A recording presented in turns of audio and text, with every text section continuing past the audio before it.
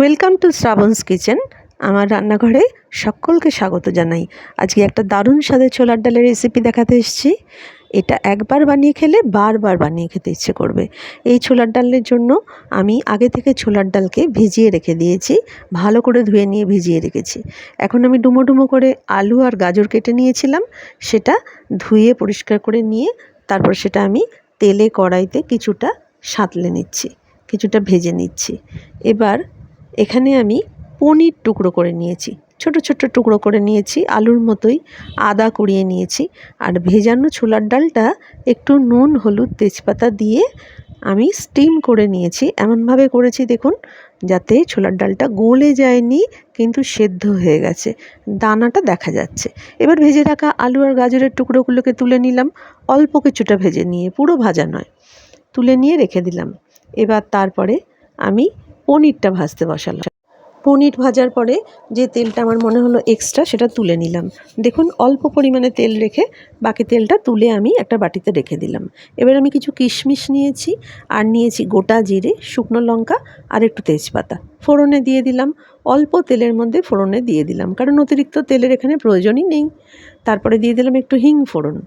এই রান্নাটা করবেন, এত অপূর্ব হয়, দুর্দান্ত স্বাদ হয়।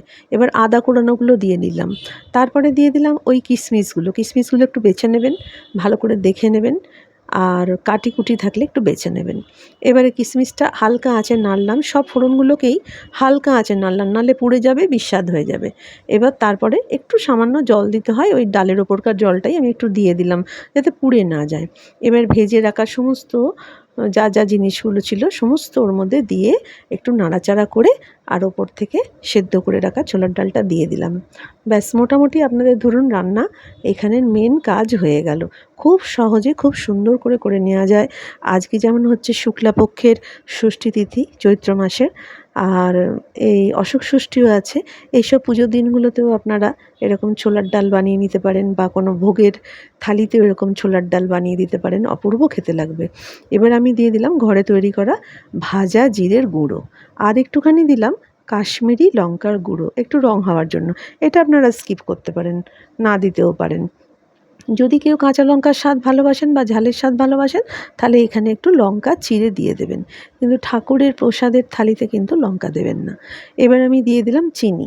চিনিটা প্রয়োজন মতন, অনেকে ছোলার ডাল মিষ্টি মিষ্টি খান, সেখানে একটু বেশি চিনি দিতে হবে। যারা কম খান তারা কম চিনি দেবেন। নুন মিষ্টিটা অবশ্যই নিজেদের প্রয়োজন মতন দেখে নেবেন। এবার আমি একটু গরম মশলার গুঁড়ো দিয়ে দিলাম, এবং দেখুন ডালটা মাঝারি আঁচে ফোটাচ্ছি, এবং ডালটা কিন্তু খুব বেশি জল থাকবে না, একটু চাপ চাপ ডাল হবে। লুচি দিয়ে ছোলার ডাল এই ধরনেরই হয়। আগেকার দিনেরও যখন বিয়ে বাড়িতে বা অনুষ্ঠান বাড়িতে ছোলার ডালের রান্নার প্রচলন খুব বেশি ছিল, এইভাবেই হতো। দেখুন কি সুন্দর ছোলার ডালটা হলো। লাস্টে উপর থেকে একটু ঘি দিয়ে নামিয়ে নিলাম। ব্যাস, পরিবেশন করে দেবেন ঠান্ডা হলে। গরম তো ছোলার ডাল খায় না, একটু ঠান্ডা হলে দেবেন। তাহলে কেমন লাগলো বন্ধুরা আজকের রেসিপিটা জানাতে ভুলবেন না। সঙ্গে থাকবেন, লাইক শেয়ার সাবস্ক্রাইব করে দেবেন। নমস্কার।